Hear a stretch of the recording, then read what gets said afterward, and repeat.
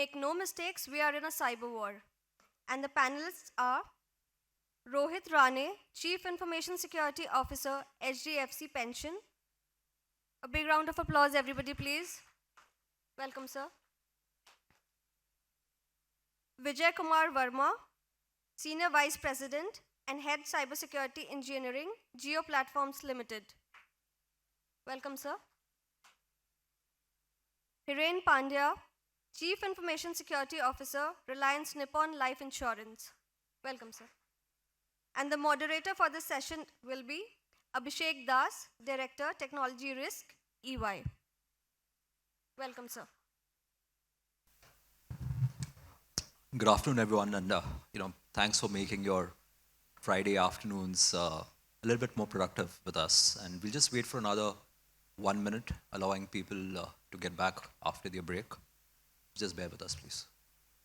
So thank you. I think while we are all in this room, and the topic of this discussion hopefully wakes us up a little bit more than the coffee that we had, is that, make no mistake, we are in a cyber war. And what an ironic time to say this, because we are in the middle of a war. And while we might choose to say that it doesn't impact us because it's happening in another continent with different countries, and we probably are the most non-touched by it, but stats say that almost 80% of countries across the world are impacted by what's happening in Russia and Ukraine, right? While there are countries who would not want to acknowledge it, it's almost impacting almost 80% of countries worldwide. And again, I draw a parallel to this. Wars effectively have two outcomes. One is destruction, and second, it also gives us our heroes. And when it comes to heroes, I think each one in this room has become a hero because you've kind of made your IT, your security, and your data privacy landscapes in your organization extremely resilient to what's coming up ahead. And probably the pandemic was the best platform for us to relook at what we were into. And the post-pandemic world has made us realize what we've really achieved in this period of time to kind of make ourselves available, ready, and resilient for what's thrown up, right? So I'm cognizant about the fact of we're running a little behind time, and we'll try to be heroes here and make up time for it. So we'll try to wrap this up in about half an hour's time, and post which we can take questions and comments from you all. So we have a fantastic panel lined up here. So while we have a complete perspective from one of the largest platforms of Geo, we have insurances coming in from Reliance, Nippon, we have, we're looking at how an HDFC, with the scale and size and complexities is looking at ramping up its security and security posture. And I coming from a completely different perspective on consulting and how we've been as EY looking at organizations, clients, CISOs, CIOs, and I kind of agree to what one of the earlier panel members mentioned, that CISOs are now pretty much part of boardroom conversations, because we are actually taking calls in terms of the direction of the company, how do we move ahead, the budgets, and that's another war. So earlier the war was about getting ourselves in the room. Now the war is about getting our voices heard and the budgets approved, right? So that's another way of looking at it. And essentially, if you look at the landscape today, there are two types of organizations that exist. One are the organizations who have already been impacted because of a cyber warfare or a malware or a ransomware attack and are not aware or acknowledging it. And the second are the ones who have gone through all of this and have acknowledged it, right? So it's just completely plain black and white. You can't have another color here. And recently there was a conglomerate who owed it up. They said, yes, there was an attack. Yes, there could have been a compromise on my data. There could have been a breach in my security systems. And hence you need to take XYZ steps. So that's how organizations are moving. I think it's just prudent, and it's just a matter of time before each one of us would have tasted firsthand in terms of what cyber warfare really is. Without taking any more time, I'd throw the panel open, and I'd invite you gentlemen to throw your views, your perspectives being leaders in the industry. And I'd probably start with Vijay. So Vijay, thanks for your time. And if you could throw a little bit light in terms of how you as a leader have ensured that cyber has become the end game and the start point of conversations to anything when it comes to security. And the second is, how are you bracing yourself when it comes to providing a slightly more larger gamut in the landscape, the investments that we're making, what are the trends that's happening on cyber in your industry today? Thank you. I think the question which evolved around is how do you visualize your threat landscape and how do you prioritize your investments to cover risks onto it? I think this one question embraces entire cyber security. I will try to give justice to us, maybe creating 3 pillars around the landscape that you should visualize in your organization. The first pillar I will say is asset landscape. I will go into each of these pillars, and then second one is your threat landscape, and third one is your compliance landscape. Coming to the compliance landscape, if you're running a particular business, let us say connectivity business or your health business, you need to look at it, what kind of compliances or the local law of the land that you need to follow. And if you violate, and what are the consequences to that, and how do you mitigate that risk because of failure to comply. The second landscape which I am talking about is the threat landscape, where you look at your threat actors, whether they are individually skilled hackers with a particular motive behind you, or they are your competitors, or they are hacktivists, or there are some nation state actors which are involved. What are their techniques? What are their procedures they involve? And generally, you depend upon various kind of threat intelligence to cover that threat landscape, and then you design controls around it. The third pillar, which is a major pillar that you look at in your organization, is your asset landscape. That means, where are your assets? They are on premise, they are on single cloud, or they are on multiple clouds. What kind of assets you have? There may be, like, I'll give an example. On the compute side, you might have to look for virtual machines, hypervisors, your network devices which are providing the end-to-end connectivity, and your users, as well as the various parameters in the organizations that you have defined, and are you using some cloud native services. So your entire, once you analyze these 3 different pillars, then you start building your strategy to mitigate the risk. And then those things that you convert your strategy into policies and procedures, and then you build security controls around it. Then you build a monitoring platform to give an assurance that whatever controls I have designed, they're adequately able to cover your cyber risk. And then you quantify it and converge into some kind of a cyber security posture, that how mature your organization is in covering the risk and providing this kind of a landscape. So once you have this, then you can design your investments around it at each layer to cover that kind of a thing. Like for the endpoints, you can have a solution. For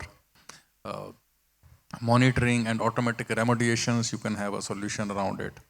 For networks, devices, or let us say your routers or configurations or firewalls, you can build a security assurance around it. So you need to identify and prioritize what kind of risk you want to cover in these 3 pillars, and you find what are the commercial solutions available. If there are certain gaps, you may like to develop own in-house solutions and in-house capability to build and cover that risk. Thank you, Vijay. I think you mentioned 2 points here which I will take away and I kind of firmly believe in. And just before our conversation began in the earlier panel, Kalpesh touched upon this when he said, going back to basics.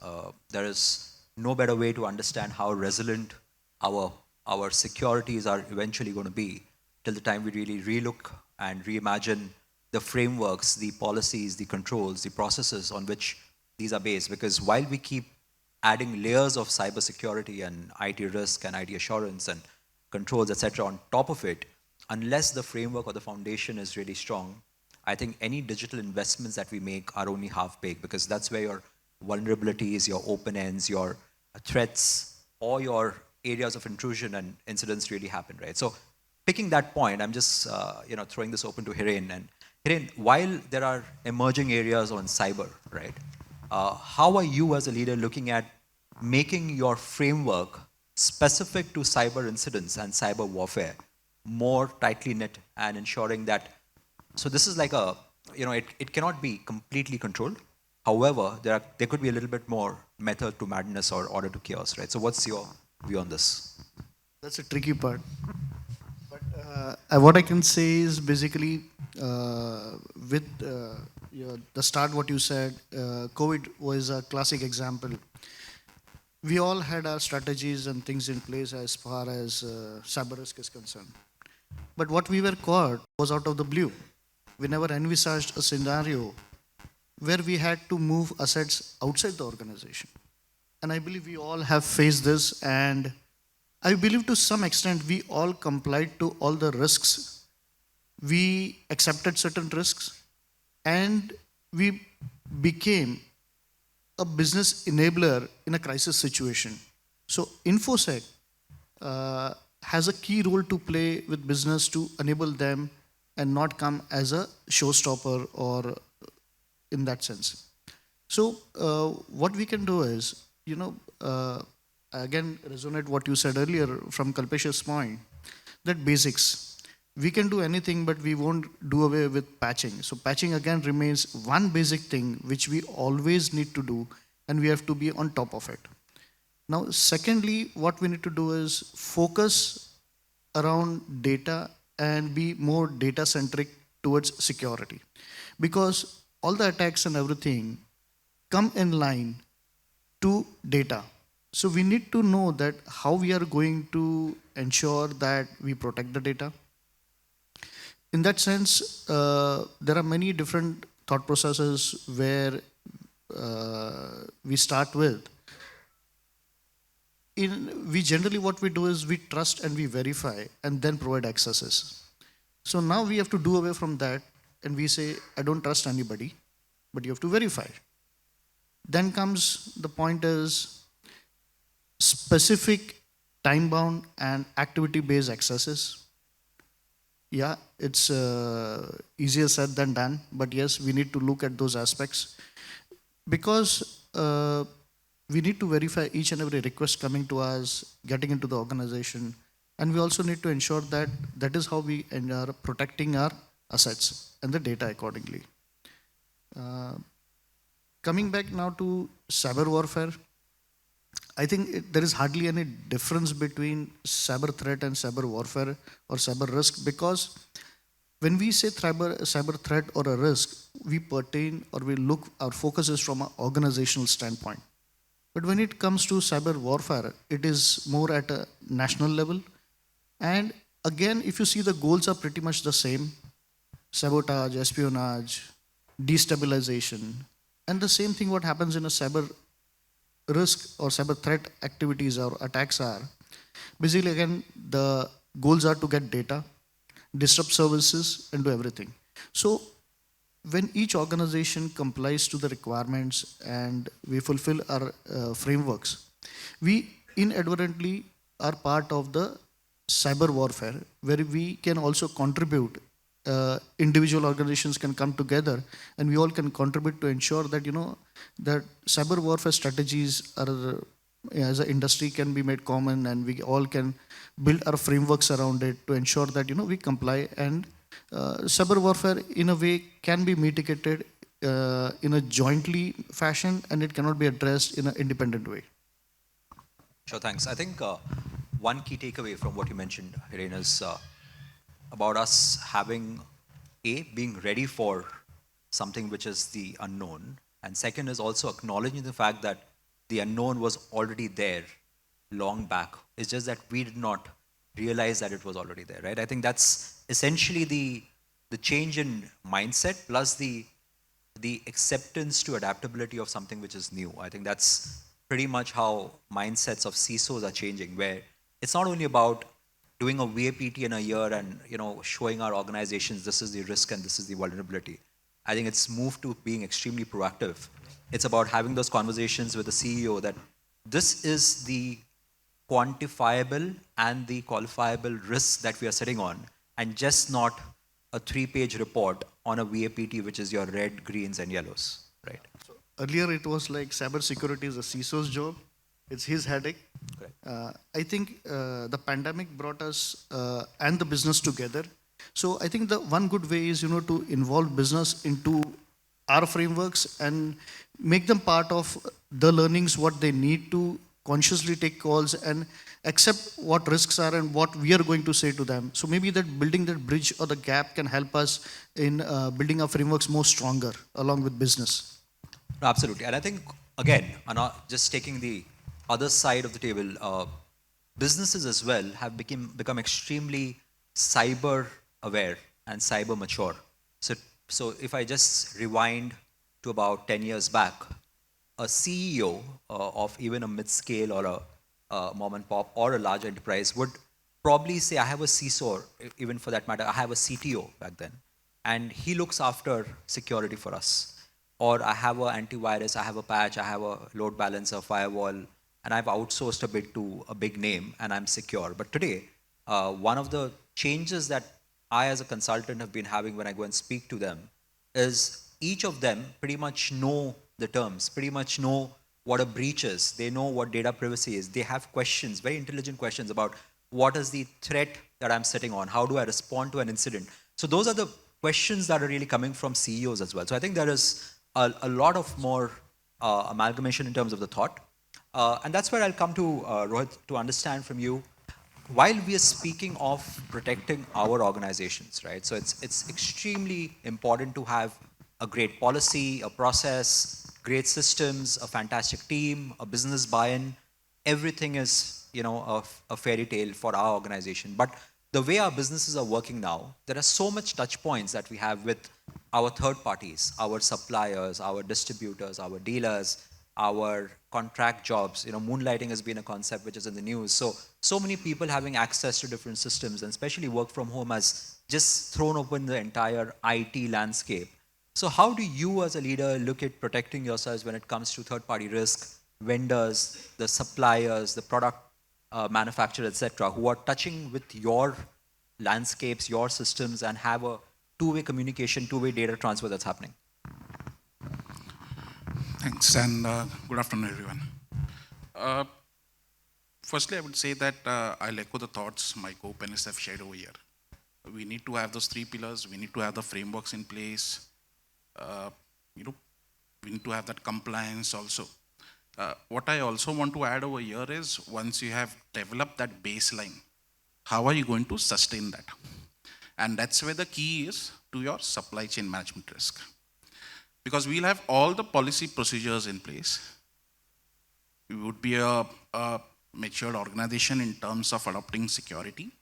However, if you are not realizing your risk that you get from your third-party vendors, your partners, understanding the risks from the integration perspective as well.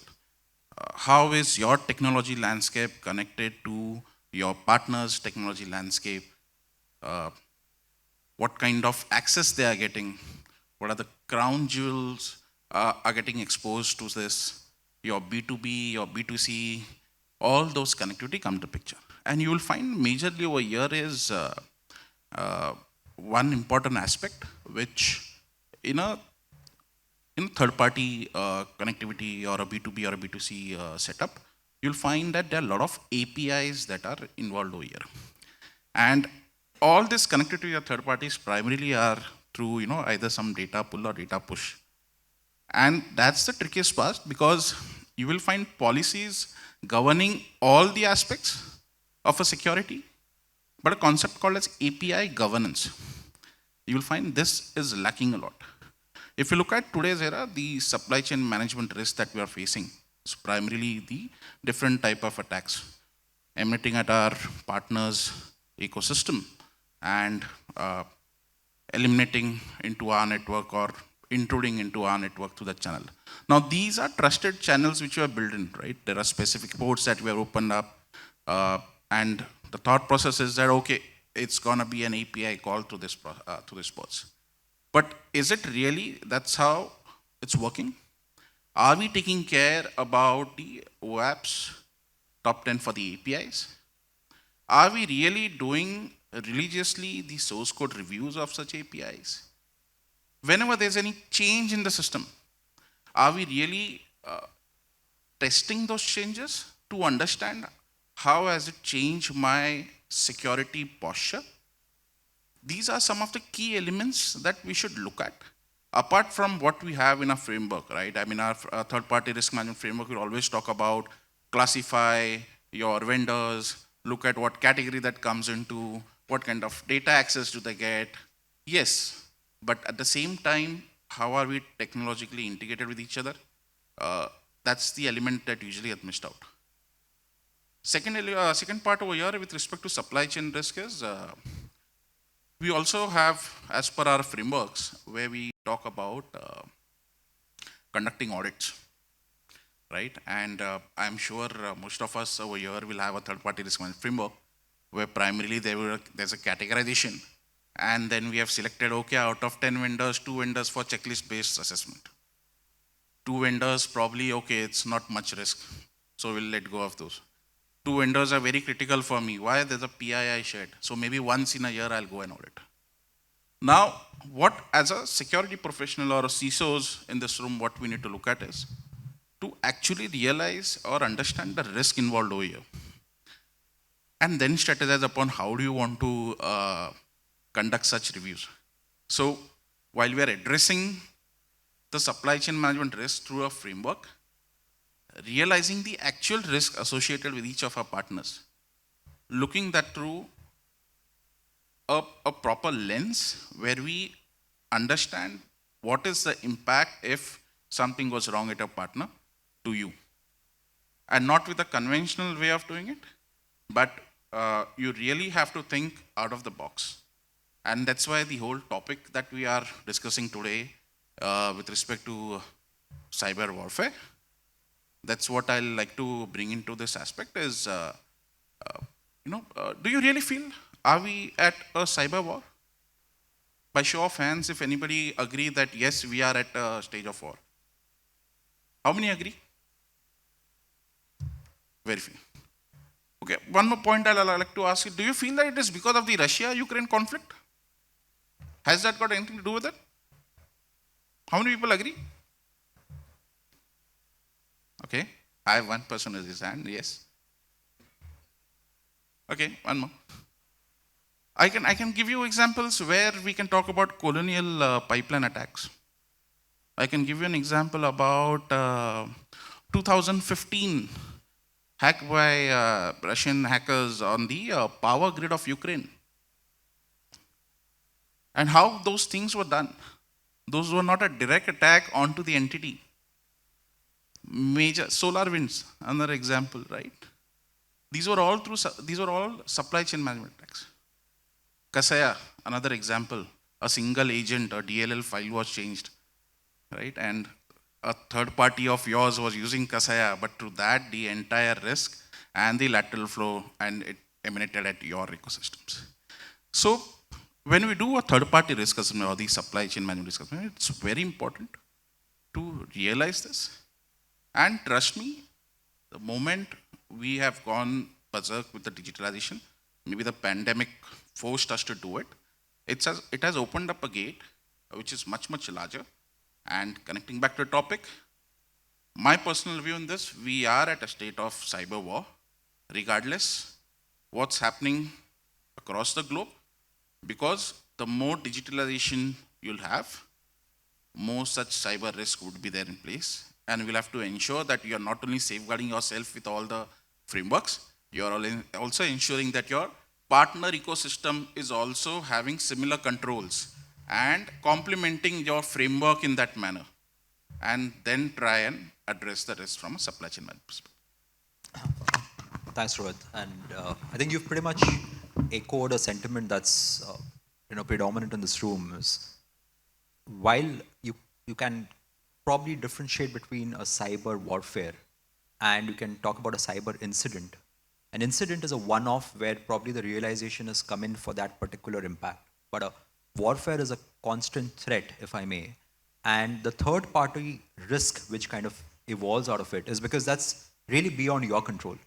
So you might have the best of frameworks like you mentioned. And I'll give you a small example of an incident that's happened very recently in the industry. It's not very public news, but that particular auto manufacturer has termed it differently in the media. And so what was happening is they came up with a line of cars which were extremely internet connected. And everything right from their GPSs to having a touch screen which could, you could write your emails, etc.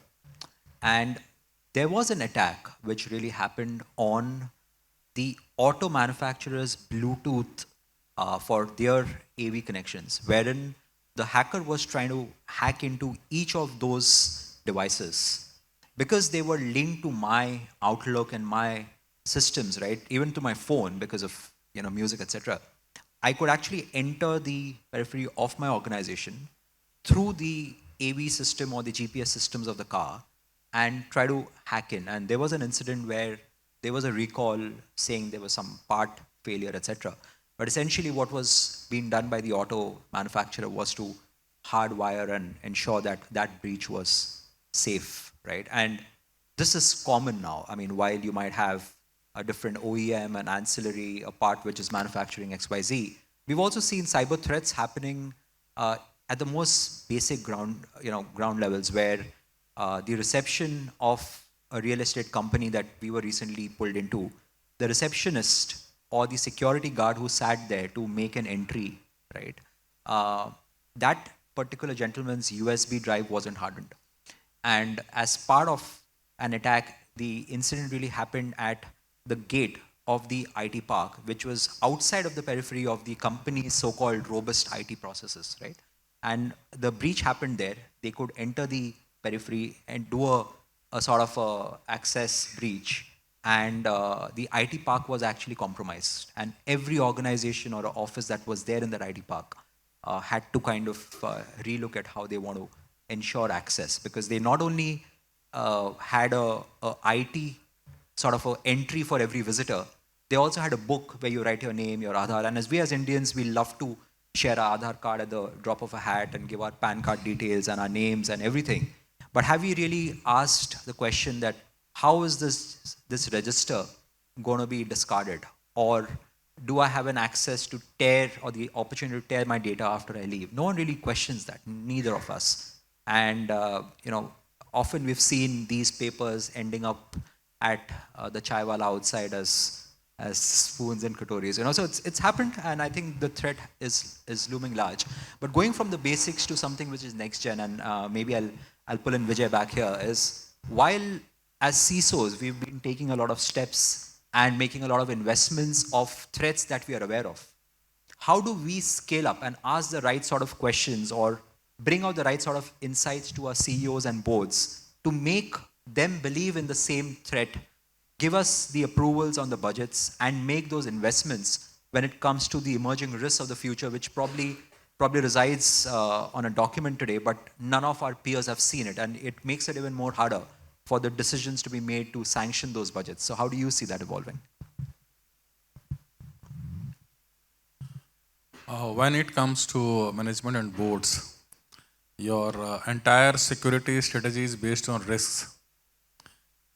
So you need to enumerate risks that in case of a cyber incident, what is the risk in terms of your business disruption, and quantify in terms of financial losses for a particular duration, either because of a compromise or because of a non-availability of an essential service.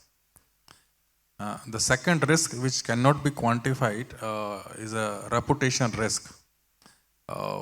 That how your business is going to affect. This can only be cited through various breaches or various cyber incidences which has happened at a similar scale or similar business level agencies outside or companies outside. The third one, which can always be quantified in terms of your non-compliance to local regulatory authorities. So those risks which are there, and in order to mitigate that risk, what are you investing on your team, on your processes, and the tools that you are procuring? Is that mitigation controls are commensurate to the kind of a risk that you have quantified? And what percentage you would like to spend on that security budget that also again has to be compared in terms of a similar scale organizations which are involved and which are having the security services. So that is the basic framework which the quantification model, because these are numbers they will understand.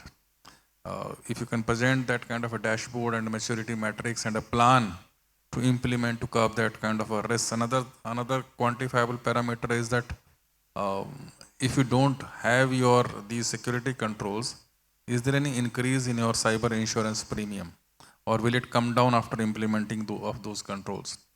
So these are the things I think if you can quantify your requirements vis-a-vis your impact, that is one thing where your board will support you to go ahead and meet your proposals.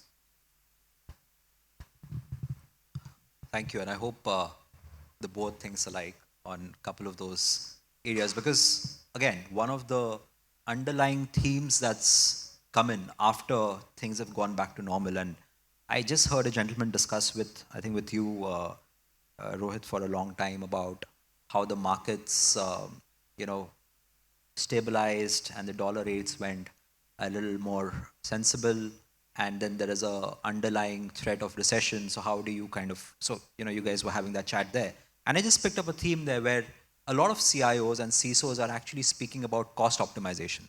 So while there was a lot of spend that happened during the pandemic to ensure that we give our employees the best of experience, connectivity, hyperscale, work from anywhere, all those jazz. And you've seen what's happening on the news with Meta and Twitter, asking people coming back to offices and stuff like that. So, and I think it also gives us food for thought to understand that as management, there are going to be those tough calls where it comes to, reducing the spends that we gave to, say, employee experience. And most of the employee experience really came with a touch point to IT, right? On IT licenses, on infrastructure, on software, scale ups, etc., and digitization, obviously. So one of the key areas that I also wanted to check was in these CIO conversations, which is more about cost optimization, which is about scaling down on different digital initiatives, which were probably planned in the next 12 months and which have now been thrown out of the window to maybe an 18 to 24-month horizon, in a very hyper-connected environment. And Hiren, I'll probably come to you on this one. How do we as IT leaders and cybersecurity experts look at combating those threats when it comes to organizations having multiple cloud ecosystems, maybe more than 30 softwares and 50 applications residing on it, a lot of Power BI apps, visualizations, dashboards, all of that in the garb of improving business and improving customer experience, improving employee experience. And now we're sitting on this whole plethora of base of applications, infrastructure, multi-cloud environments. So how do you kind of look to nip it in the bud and have a more secure and scalable security architecture? Yeah, so I think one of the thing is how do we consolidate from the spread that we already have? And because that spread was like a wildfire, we had to do everything to ensure business is as usual, and now we are back to normal. So in this scenario now, what we need to do is, we need to first is reduce the risk exposure that we already have. Because there are many resources which are already exposed over the internet. And the more on internet we are exposed, the more risk we carry. So one is we need to reduce our risk levels. In coordination with IT and business, we need to understand what are the key assets that we now need to have for business functionality. Because as I said in my earlier part also, we need to be looked as business enablers and not as showstoppers. Now, considering that, we now have to be in line with the adoption that business is doing and the IT is providing. That's purely the business dynamics, what we need to deliver. So with that, even the cyber security team or the infosec team has to be more dynamic towards adopting the new changes and ensuring we build security more towards the IT. What we can say is like in a shift left approach, where we start identifying the risk pretty much in the earlier stage. We bring security in the design stage itself when we are discussing with businesses, discussing with IT. So these are the facts where, where if we are building security more towards the left in the design stage, in the development stages, that in turn will help us in a very long run when we are doing our typical pen test and dealing our rollouts which are happening. So we'll have to have a kind of self-assessment checklist which the teams need to ensure that, okay, these all security controls are already complied to, all these are in places, and only after that we give a go ahead. So these are, I think this is far more important that we align security with IT and business in the very early stages in terms of delivery. And just a stat that we ran for companies globally, we realized that by 2040, the number of cyber attacks or cyber incidents are going to be because of AI and bots rather than humans, right? So I think it's also about being prepared. And the way we've seen these numbers, if we say it's going to be 2040, believe you me, by 2030, that will be almost real, right? So we're, it's bad at predicting, just like, we predict the rainfall. But then it's also about understanding that, the inevitable about having those kind of newer threats, the newer risks, the newer breaches is there. And it's just about, like we're sitting in this room and discussing ways to protect it. There are probably another session going out in the dark web in terms of finding out what are the newer ways to breach it, right? So there are a lot of ways of, in which we as thought leaders can obviously make those plans, but till the time we don't implement those on ground, I think it's always going to be a wish list. And coming to wish list, and probably the last question to the panel, I'll go to Rohit. And Rohit, while we understand the plethora or the sheer scale of data that resides, say, with an organization like yours, how are we as IT or security leaders looking at the privacy side of it? So while we have spoken about breaches, threats, etc., at the end of the day, it's all about your data, right? So how are we looking to protect data? How are we looking to secure data? What are those steps that we are taking or we need to take when it comes to data privacy, data protection, and at the end of the day, ensuring that our data is secure for ourselves and our suppliers, dealers, distributors? See, in today's hyper-connected world, right, you will see that the business shift is more towards getting more visibility to the end customer. That in return has also put the details regarding this customer of yours at risk, because you're opening up multi-channels for this information to pass on. And that has increased your attack surface by multifolds. What we need to look over here as a security professional is to understand the risk in these various channels, and the objective would be to reduce that attack surface as much as possible. If you focus on doing that, I believe we narrow down the surface, or we narrow down the opportunities for adversaries to kind of breach into this hyper-connected world. Now, data is everywhere, right? And that's where I'll go back to the initial statement Vijay made, that knowing where your data resides, what are your assets, is foremost the most important aspect. And the flow of this data is also something that, as a security professional, we should be aware of. So, moment you know what kind of data is there, what's its classification, what's the different flow channels is there, and the attack surface it exposes to. Once you have clarity on all these aspects, you are in a better position to carry out your risk assessment and identify those specific controls for the specific channels to which this data is flowing, to ensure that channel is protected. Like in today's world, we have a lot of information that as a customer, as an end customer, we get it on WhatsApp. We get it in SMS. These information sometimes are also being, I would say not sometimes, most of the times are also being used by some adversaries to kind of fish you. And that is where, as a security professional, we should be ensuring that these communications, this exposure to the end customer is going to a legitimate customer, right? And not to any of the non-legitimate person or adversary over here. And for that, to build that ecosystem is equally important. And that is where your data resides, which applications are processing it, how those applications have been integrated, how much now your attack surface has increased, what additional controls you can bring in, where you build up a trust-based relationship and try and build an ecosystem which kind of prevents any attack onto your data or the database where it's primarily lies.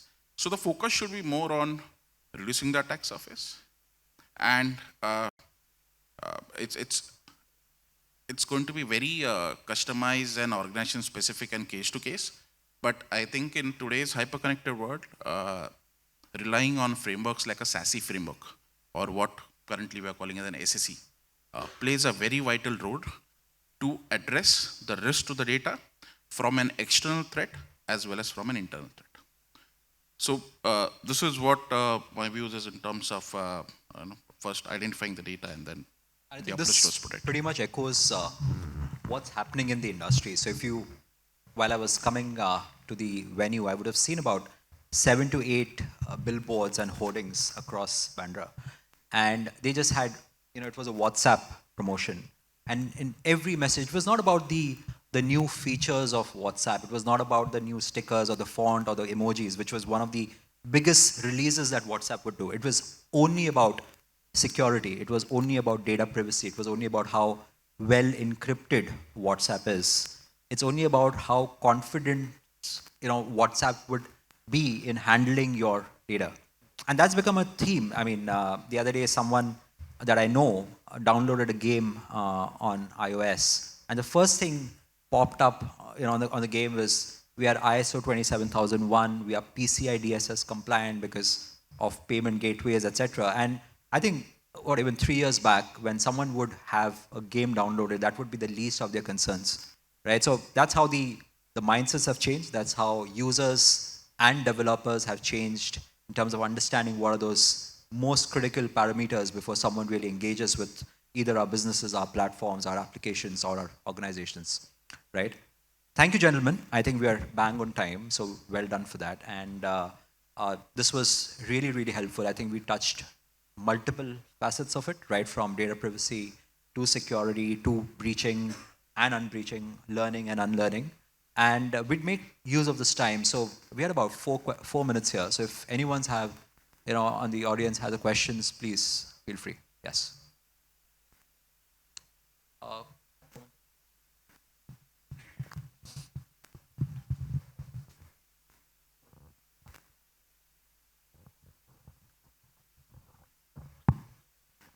Thank you for this opportunity, and I represent the Grand Thornton Bharat. And we're just overhearing this conversation. We know that the 4 structures of the organization now is moving to the without having any boundaries. People working not from home, from anywhere now actually. So the information security department not only brings the best of the technology, best of the firewalls, best of the endpoint securities and all, but the human firewall is always very, very vulnerable. So how do we bring a culture of cybersecurity awareness within the organization so that each employee also feels that he's also responsible for the cyber safety of the organization and not just left to the InfoSec department or cybersecurity department? Thanks.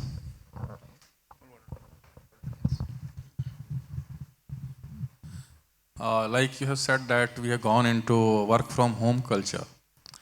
The first thing that originated is that you provide a technology where a person from his own device, he connects to a trusted device, and then from there he all does his activities. Few things like your maybe Citrix desktop or desktop as a service which are there, which are connected to internal systems, or maybe your remote browser isolation which allows you to connect to your secure systems, but still your data is prevented, you are not able to download on the local systems. But despite having all these controls, ultimately there's a human who is using it. And humans, they become the weakest target. Sometimes in a recent incident where attacker used something called as a multi-factor fatigue, where you keep on sending OTP, and finally he says that, okay, this is what it is after ignoring something. So the best way to bring awareness is to do and then train. Both ways, either like you launch different kind of campaigns to bring awareness. Like the common one which everyone does it, your email phishing campaign. You can have a phishing campaign as well, and people can call up or people can identify where your access controls could be breached. Any method where this thing is breached, you launch a campaign and then associated training around it. That is what I feel, rather than just doing some kind of a regular certifications or quarterly certifications where each employee has to pass a certain security awareness campaign. It's better that you do it and then train him and say that you have been successfully phished or wished, or you successfully downloaded a malicious attachment which was targeted for doing that. So that is what I believe the organization should do. Just to add to what he said, I agree with you that human is the weakest link. There is no other option than educating your end user. And while you mentioned about pandemic bringing in a lot of technologies, boundaries expanded from your organization to right up to the place where your user is, and you had a lot of technologies that you deployed at that point in time. If you're not educating your user about how to use that technology, right, time and time again, no matter how many times you do it, it's always less, but it's good to keep your user updated. If you're not doing that, I believe we will always have human as a weakest link. It's a human tendency by default, where sometimes we have a laid back approach, sometimes we're lazy in certain things. So though we know, we ignore that.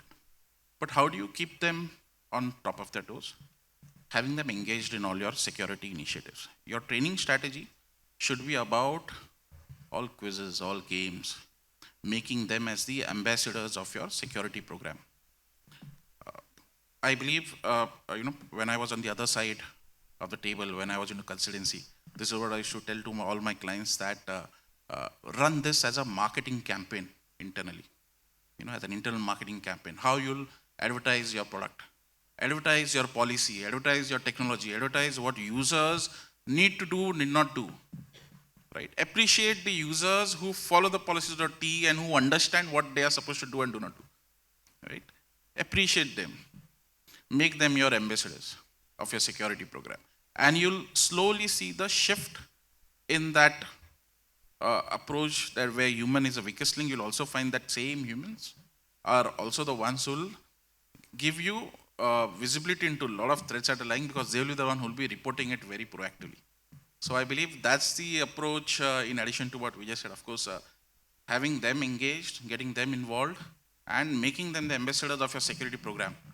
That is something, is a good strategy, I personally. Just the last bit to that, from my perspective, there is no one size that fits all when it comes to training, right? Essentially, you got to understand the user groups. So say, for example, your top layer or the executive board gets impacted because of a cyber attack very differently than what it could be to somebody at the shop floor or a supply chain or an R&D, to somebody who is actually on the IT team, right? So one is obviously how do you respond to impact. The second is also how do you respond to the outside world. So a question that might come to the CFO or the CEO through a media agency would not be about which port was open. It'd be about how, as an organization, are you looking to protect now going ahead that there was a breach, right? So I think trainings also need to be customized to the user group, the organization, and one incident that has really happened, and probably not the most politically right answer, is only when an incident happens is when the awareness training after that becomes really more productive. Is an organization where we recently did an assess or a training is where there was a ransomware attack, and within a week's time we were asked to do a simulation of how a real ransomware happens to showcase it to the people that how do they need to respond either from an IT or a communications medium, right? So it's a combination of everything that we just mentioned. Gentlemen, I just have another 1 minute. So one question and then we can take this later. Anyone in the audience? Can I? Yes, please. Thank you. Going by the topic, there's a consensus amongst the panelists that we are in a cyber war.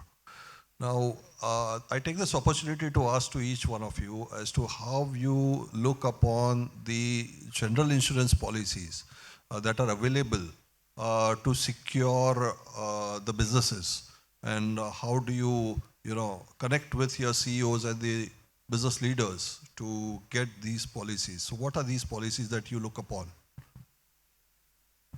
The general insurance policies. Anyone? So, one thing is, as Vivek earlier said, when we quantify the risk and the investments that are needed, okay, we can categorize them, the investments around people, processes, and technology that we are going to need.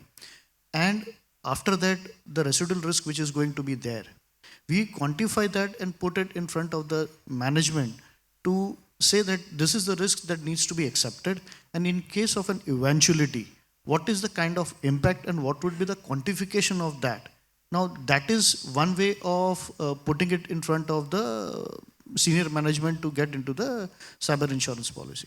I come from this insurance background, so if you can, highlight on one such policy without naming the company's name, what are the coverages of these policies?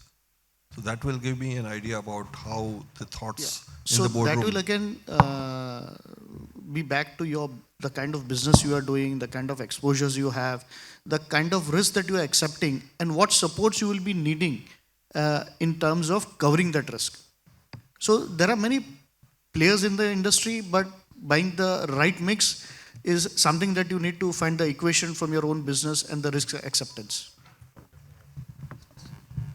I think your terms of, let us say you have a compliance regulatory body, and the fines, you don't want to pay fines, let the fines go through insurance. That is one. Second thing, you are under a ransomware attack. Unfortunately, you have to negotiate and pay. Then that payout should go from insurance, not from your own financial revenue. So these are the maybe two things which are straight away there. There are many other things which cannot be quantified in terms of what payouts you are looking from your company. Third one is, let us say we are recharging phones and our recharge system goes down for 1 minute, it will amount to that kind of a revenue. So that kind of a revenue should go from insurance company. So these are the kind of financial payouts that a person looks that an insurance company should pay in case of a cybersecurity incident. Thank you, everyone, and thanks for the questions. I know there are more hands which were raised, so we'll probably take those during lunch. Thanks for being an amazing audience, and again, thank you, panel. This was really, really helpful. I hope you guys had a insightful session as well, and we'll move on to the next one. I know we're cognizant of time. Thank you again.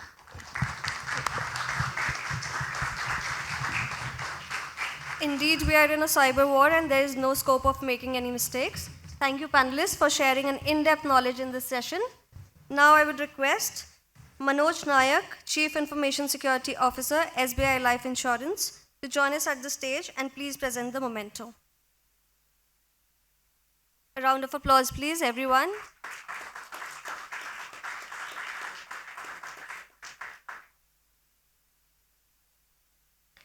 Rohit Rane, Chief Information Security Officer, HDFC Pension.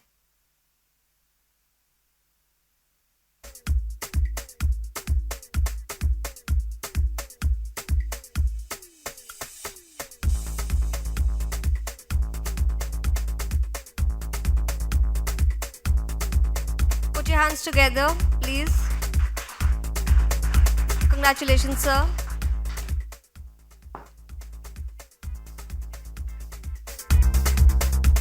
Vijay Kumar Verma, Senior Vice President and Head Cybersecurity Engineering, Geo Platforms Limited. Congratulations, sir.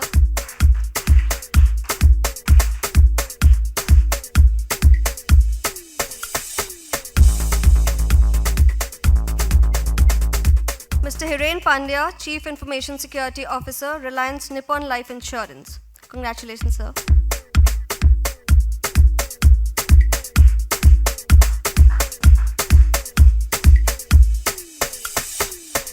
And to the moderator of the session, Abhishek Das, Director, Technology Risk, EY. Congratulations, sir.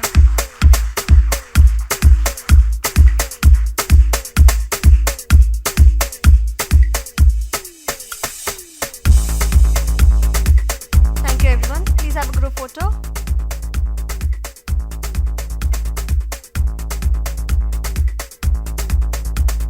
With the mementos, please, sir.